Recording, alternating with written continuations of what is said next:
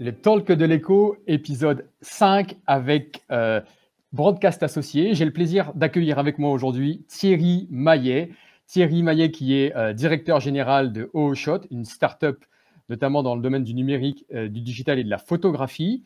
Thierry est serial entrepreneur. Nous allons parler aujourd'hui dans le contexte dans lequel nous sommes de restructuring et comment prolonger vos projets d'entreprise si vous êtes en difficulté actuellement financière, entrepreneur, investisseur aussi, prêteur. Si vous soutenez ces entreprises, quelles sont les pistes, quelles sont les recommandations qu'on peut avoir d'acteurs de terrain? C'est ce que nous allons voir aujourd'hui avec Thierry. Alors Thierry, aujourd'hui, le restructuring, la continuité d'activité économique pour les néophytes, qu'est-ce que c'est? Alors, merci Fabrice pour cette invitation. Je crois que ce qui est important dans la période actuelle, c'est de se rendre compte que c'est pas parce que quelqu'un est en difficulté que tout doit s'arrêter, qu'il doit obligatoirement d'une bien au contraire, il y a beaucoup de solutions qui existent pour poursuivre son activité, poursuivre son rêve d'une certaine façon, poursuivre son envie. Et peut-être dans ce cas-là, le faire à plusieurs, peut-être s'associer, peut-être effectivement, ça passe souvent par une restructuration, mais il n'y a sincèrement aucune raison d'arrêter un projet sous prétexte qu'on aura connu 2, 3, 4 mois de difficultés. Qui plus est, que les outils qui ont été mis en place par l'État français, que ce soit le chômage partiel d'une part ou que ce soit les financements adossés aux banques et managés, gérés par la BPI, se révèlent, je crois, très efficaces. Sur je dirais les conditions aujourd'hui pour organiser ces opérations, qui sont des opérations forcément alors, complexes potentiellement techniquement, mais complexes aussi dans la nature même du projet.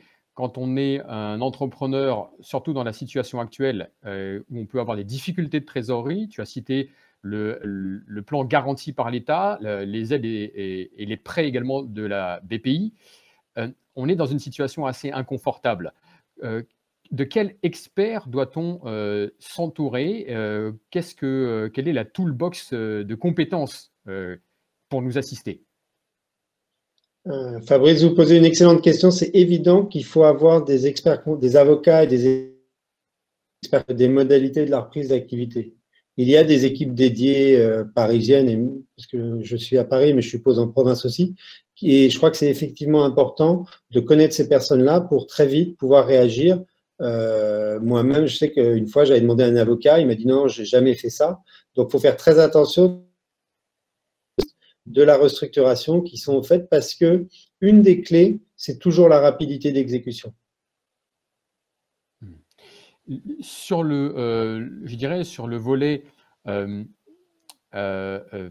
comptable et fiscal de ces opérations, côté, je dirais, acquéreur, côté entrepreneur, quand on va être du coup de ce côté de la table là pour pouvoir prolonger et poursuivre ces projets, quelles sont les précautions à prendre? Quelles sont les vérifications à prendre pour justement tout simplement faire que l'opération non seulement se passe dans les meilleures conditions, mais aussi que la suite des opérations, pour celui qui reprend, soit aussi bien efficiente pour lui que pour le projet ou les équipes qui pourront en bénéficier.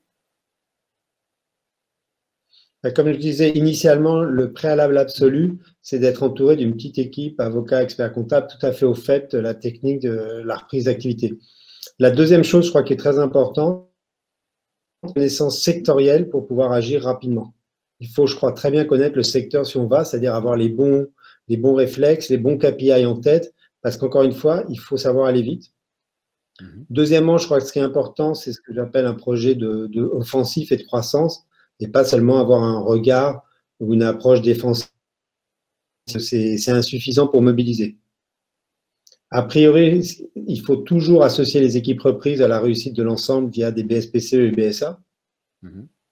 Et puis peut-être ne pas se disperser et rester concentré pour arriver à atteindre l'effet ciseau positif, qui est à la fois la baisse des coûts et l'accroissement commercial positif qui permet de rebondir et de faire en sorte que la reprise d'activité se passe au mieux. Alors, tu as cité quelque chose d'assez important, en fait. Les bons de souscription en actions et les BSAR qui sont assez utilisés notamment dans l'écosystème des startups. Les PME, les TPE, je dirais, classiques ne sont pas forcément familiers de ces outils.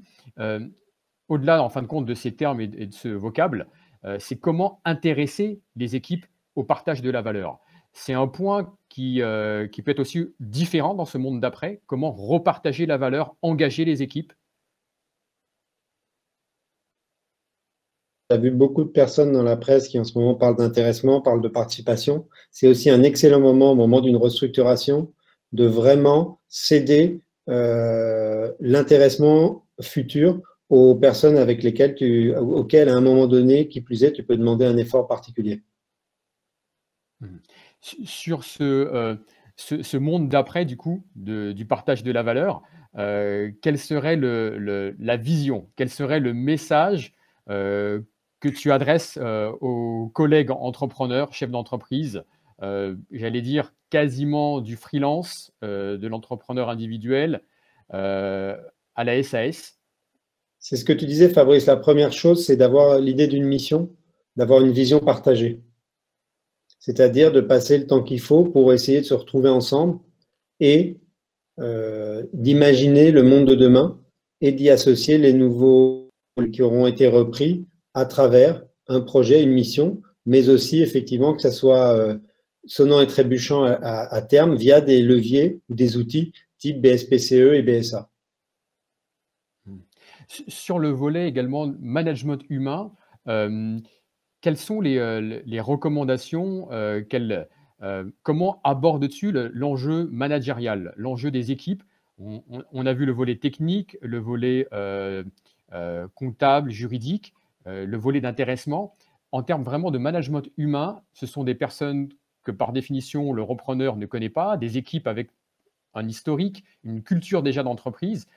Le plus important, c'est l'adhésion au projet. C'est d'aller vendre un projet et de s'assurer que toutes les personnes qui montent sur le nouveau bateau, Mhm, parce que c'est vraiment un transbordement en pleine mer, tout à fait. aient réellement envie d'adhérer à ce nouveau projet.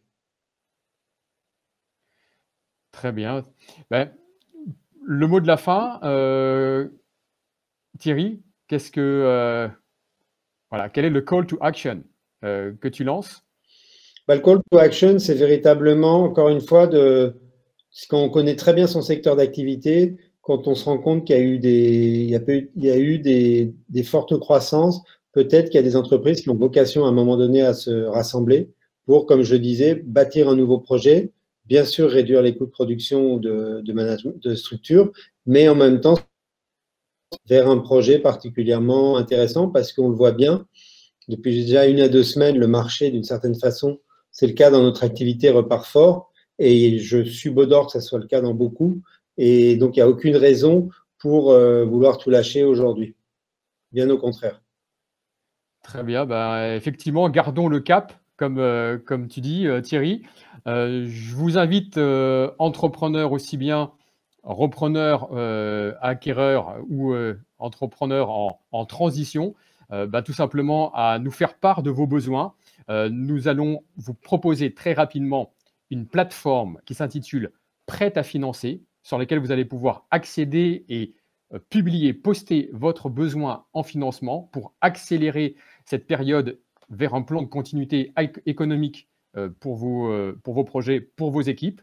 Je te remercie à nouveau, Thierry, de nous avoir partagé donc ta vision de terrain, ta vision pratique du sujet. Je remercie également Broadcast Associé pour la production de cette émission et je vous dis à très très vite pour un nouveau numéro sur FinTech TV. Cheers!